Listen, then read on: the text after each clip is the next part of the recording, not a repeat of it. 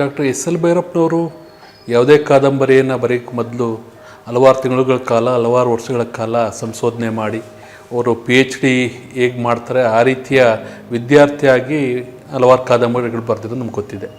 ಹಿಂದೆ ಪರ್ವ ಇರ್ಬೋದು, ಇತ್ತೀಚೆಗೆ ಬಂದ ಯಾನ ಇರ್ಬೋದು, ಆವರಣ ಇರ್ಬೋದು, ಈ ರೀತಿ ಮಂದ್ರ ಕಾದಂಬರಿ ಬರೆಯುವಂಥ ಸಂದರ್ಭದಲ್ಲಿ 1999ಕ್ಕೆ ನಾನೊಂದು ಕಾರ್ಯಕ್ರಮ ನಿಮಿತ್ತ ಮುಂಬೈ ನಗರಕ್ಕೆ ಹೋಗಿದ್ದೆ. ಆ ಸಮಯದಲ್ಲಿ ಭೈರಪ್ಪನವರು ಕೂಡ ಬಂದಿದ್ದರು. ಮೊದಲೇ ಪರಿಚಯ ಇರೋದ್ರಿಂದ ನಾವು ಮಾತಾಡಿದ್ವಿ. ಆಮೇಲೆ ಒಟ್ಟಿಗೆ ಒಂದೇ ವಸತಿ ಸಮುಚ್ಚಯದಲ್ಲಿ ಉಳಿದಿದ್ವಿ. ಹಾಗಾಗಿ ಅವ್ರ ಕಾದಂಬರಿ, ಅವರ ತಯಾರಿ ಇದು ನಡೀತಾ ಇತ್ತು. ಆಗ ಸಂಗೀತ ಹಿನ್ನೆಲೆಯನ್ನು ಇಟ್ಕೊಂಡು ಸಂಸ್ಥಾನಗಳು ಆಗೇನು ಆಳ್ತಿದ್ವು ಸ್ವಾತಂತ್ರ್ಯ ಪೂರ್ವದಲ್ಲಿ, ಆ ಸಂಸ್ಥಾನಗಳು ಇಟ್ಕೊಂಡು ಸಂಗೀತದ ಬಗ್ಗೆ ಇನ್ನೊಂದು ಕಾದಂಬರಿ ಬರಿತೀನಿ ಅನ್ನೋ ಥರದಲ್ಲಿ ಹೇಳಿದರು. ನನಗೂ ಕಾನ್ಫರೆನ್ಸ್ ಮುಗ್ದಿತ್ತು, ಹಾಗಾಗಿ ಸಮಯ ಇದ್ದಿದ್ದರಿಂದಾಗಿ ಅವ್ರ ಜೊತೆಗೆ ಪುಣೆಯಲ್ಲಿ ಒಂದು 4 ದಿವಸ ಮತ್ತು ಮುಂಬೈ ನಗರದಲ್ಲಿ ಒಂದು 3 ದಿವಸ, ಒಟ್ಟು 7 ದಿವಸ ಅವ್ರ ಜೊತೆಗೆ ಇದ್ದೆ. ಕಾದಂಬರಿ 2002ಕ್ಕೆ ಮಂದ್ರ ಬಂತು. ಮಂದ್ರ ಬಂದ ಮೇಲೆ ಗೊತ್ತಾಯಿತು, ನಾವು ಕೆಲವು ವ್ಯಕ್ತಿಗಳನ್ನ ಹೋಗಿ ಮಾತಾಡ್ಸಿದ್ವಿ. ವಿಶೇಷವಾಗಿ ಮಧುಮಿತಾ ಅಂತ ಒಂದು ಕಥಾನಾಯಕಿ ಬರ್ತಾಳೆ. ಅನಂತರ ಅವರು ಯುನೈಟೆಡ್ ಸ್ಟೇಟ್ಸ್ಗೆ ಹೋಗ್ತಾರೆ. ಅವ್ರ ಅಪಾರ್ಟ್ಮೆಂಟ್ಗೆ ಹೋಗಿ ಭೈರಪ್ಪನವರು ನಾವೆಲ್ಲ ಒಟ್ಟಿಗೆ ಹೋಗಿದ್ವಿ, ನಮ್ಮ ಸ್ನೇಹಿತರೊಬ್ಬರ ಕಾರ್ನಲ್ಲಿ. ಆಗ ಹಲವಾರು ಗಂಟೆಗಟ್ಟಲೆ ಅವ್ರ ಹತ್ರ ಮಾತಾಡ್ತಾಯಿದ್ರು. ಅದಾದಮೇಲೆ ಕಾದಂಬರಿ ಬಂದ ಮೇಲೆ ನನಗೆ ಅನಿಸಿತ್ತು ಅದೇ ಕಥಾನಾಯಕಿಯ ಮನೆಗೆ ಹೋಗಿದ್ವಿ, ಮಾತಾಡಿದ್ವಿ ಅಂತ. ಹೀಗಾಗಿ ಭೈರಪ್ಪನವ್ರು ಯಾವುದೇ ಕಾದಂಬರಿಗಳು ಬರಿಬೇಕಾದರೂ ಈ ರೀತಿ ತಿಂಗಳುಗಟ್ಟಲೆ, ವರ್ಷಗಟ್ಟಲೆ ತಗೊಂಡಿರುವಂಥದ್ದನ್ನ, ಮತ್ತು ಅವ್ರದ್ದು ಕಂಪ್ಲೀಟ್ ಆಗೋ ತನಕ ಅವ್ರು ಏನು ಅಂದ್ಕೊಳ್ತಿರೋದು ಪದೇ ಪದೇ ಚೇಂಜ್ ಆಗೋದು. ಮಂದ್ರ ಬಂದಿದ್ದು ಬೇರೆ, ಅವರು ಮೊದಲು ನಮ್ಮ ಜೊತೆಗೆ ಮಾತಾಡಬೇಕಾದ್ರೆ, ಟ್ರಾವೆಲ್ ಮಾಡಬೇಕಾದ್ರೆ ಹೇಳಿದ್ದು ಈ ಸಣ್ಣ ಸಣ್ಣ ಸಂಸ್ಥಾನಗಳು ಸಂಗೀತಕ್ಕೆ ಯಾವ ರೀತಿ ಬೆಂಬಲವನ್ನು ಕೊಡ್ತಿದ್ವಿ ಅನ್ನೋದಕ್ಕೆ ಅಧ್ಯಯನ ಮಾಡೋದಕ್ಕೆ ಅಂತ ಪ್ರಾರಂಭಿಸಿ ಕೊನೆಗೆ ಒಬ್ಬ ಸಾಧಕನ, ಸಂಗೀತ ಕ್ಷೇತ್ರದ ಸಾಧಕನ ಪ್ಲಸ್ ಮತ್ತು ಮೈನಸ್ ಏನಿತ್ತು ಅನ್ನೋದು ಮಂದ್ರ ಕಾದಂಬರಿಯಲ್ಲಿ ಬಂದಿದ್ದಂತೆ ನಾವು ನೋಡ್ತೀವಿ. ಇದು ನಾವು PhD ಎಲ್ಲ ಮಾಡಿದ ಮೇಲೆ ಒಬ್ಬ ಸಂಶೋಧನಾ ವಿದ್ಯಾರ್ಥಿ ಯಾವ ರೀತಿ ಕೇಳ್ತಾರೆ ಆ ರೀತಿ ಹಲವಾರು ಪ್ರಶ್ನೆಗಳನ್ನು ಅವರು ಕೇಳಿ ಸಂಗೀತದ ಇನ್ನೆಲ್ಲ ಇವ್ರಿಗೂ ಭೈರಪ್ಪನವ್ರಿಗೆ ಅದಕ್ಕಿಂತ ಮೊದಲೊಂದು ಕೃತಿನ ಸಂಗೀತದ ಬಗ್ಗೆ ಬರ್ತಿರೋದ್ರಿಂದ ಅದು ಬೇರೆ ಬೇರೆ ರಾಗಗಳಿರ್ಬೋದು, ಅದನ್ನು ಮಾತಾಡ್ಕೊಂಡು ಅವರು ವೈಯಕ್ತಿಕ ಪರಿಚಯ ಅಷ್ಟು ಆತ್ಮೀಯವಾಗಿ ಮಾತಾಡ್ತಾಯಿದ್ರು. ಸಹಜವಾಗಿ ಅವರು ಹಿಂದಿ ಮತ್ತು ಮರಾಠಿ ಇಲ್ಲಿ ಮಾತಾಡ್ತಿರೋದ್ರಿಂದ ನಾವು ಹೋದ್ವಿ, ಒಟ್ಟಿಗೆ ಕಾಫಿ ಕುಡಿದ್ವಿ. ಆಮೇಲೆ ಅವರು ಮಾತಾಡ್ತಾಯಿದ್ರು, ಆಮೇಲೆ ವಾಪಸ್ ಬಂದ್ವಿ. ಹಾಂ ಅವರು ಮರಾಠಿ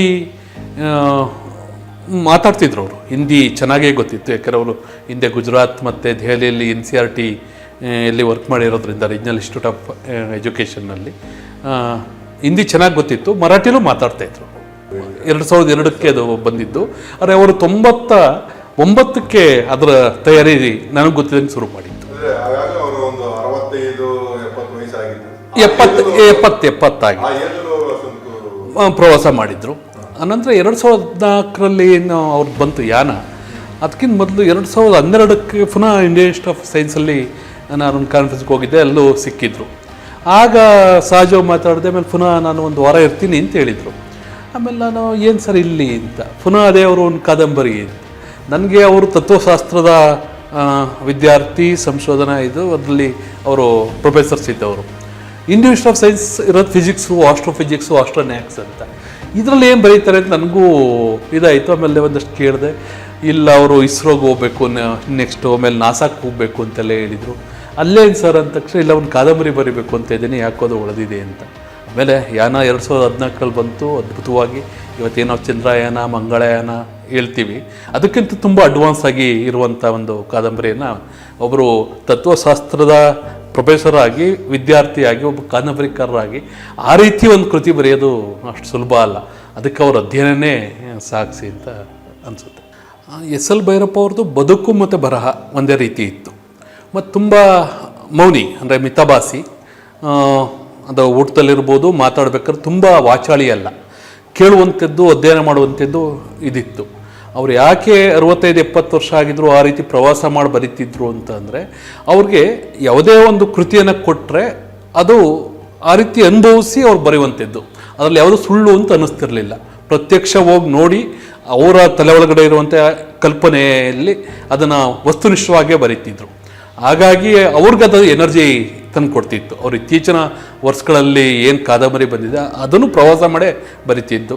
ಅದು ಪ್ರವಾಸಕ್ಕೆ ಬೇಕಾಗಿರುವಂಥ ಎಲ್ಲ ತಯಾರಿನ ಮಾಡ್ಕೊಳ್ತಿದ್ರು. ಅವ್ರು ಕುಳಿತುಕೊಳ್ಳೋದಕ್ಕೆ ಚೇರ್ ಇರ್ಬೋದು, ಯಾವ ರೀತಿ ಬೇಕು ಅವ್ರಿಗೆ ಬೆನ್ನೋವು ಹಿಂಗೆಲ್ಲ ಇದ್ದಿದ್ದರಿಂದ ಆ ರೀತಿಯ ಮುಂಜಾಗ್ರತೆ ತೆಗೆದುಕೊಳ್ತಿದ್ರು, ತಯಾರಿ ಮಾಡ್ಕೊಂಡೇ ಮಾಡ್ತಿದ್ರು. ಉತ್ಸಾಹ ಇರ್ತಿತ್ತು ಅವ್ರಿಗೆ. ಇತ್ತೀಚಿನ ವರ್ಷಗಳಲ್ಲಿ ಇಷ್ಟು ದಿವಸಗಳಲ್ಲಿ ನೋಡಿದಾಗಲೂ ಮಾನಸಿಕವಾಗಂತೂ ಅವರು ಸದೃಢವಾಗೇ ಇದ್ದರು. ಸಹಜವಾಗಿ ದೈಹಿಕ ಇದೆಲ್ಲ ಇದ್ದಾಗ ಅದಕ್ಕೆ ಬೇಕಾಗಿರುವಂಥ ಮೆಡಿಸಿನ್ಸ್ ಇರ್ಬೋದು, ಪ್ರಿಕಾಷನ್ ಇರ್ಬೋದು.